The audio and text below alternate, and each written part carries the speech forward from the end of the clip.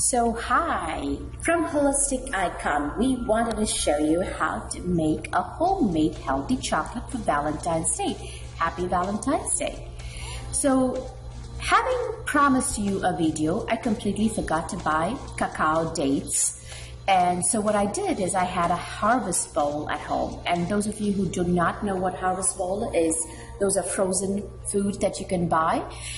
It's a subscription service. I buy it once a month. But I took the harvest bowl smoothie, which had cacao, hazelnuts, banana in it. But what I would recommend for you to make good chocolate, authentic tasting chocolate, is to buy cacao, have dates, a vanilla bean, a vanilla drop. And what I'm doing here is I've heated a pan and I'm adding coconut oil. You can add butter if you're not vegan. And then take the cacao, blend it with nuts. I usually love hazelnuts or cashew nuts, raw cashew nuts. Almonds are not so great. Then put them in a blender, add dates to it, add a drop of organic vanilla, or you may have the vanilla bean, and add very little water. You can add a plant-based milk and blend it.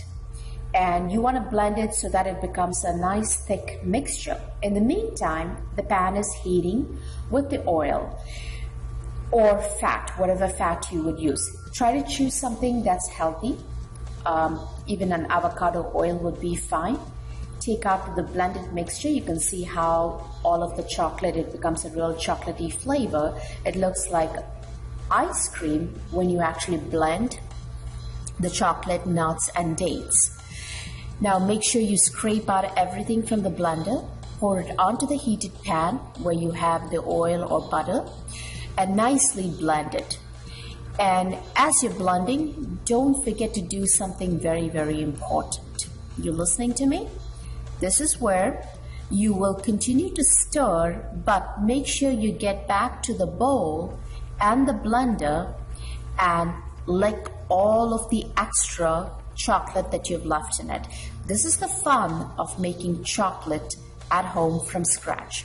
So I'm scraping everything from the bowl, and then I'm probably going to grab the blender container, put all my fingers into it, make sure I lick all the extra chocolate as I continue to make my homemade chocolate. Now this chocolate looks like a light brown because of the banana. Ideally, if you did just the dates and cacao powder and vanilla, it would be a nice dark chocolate.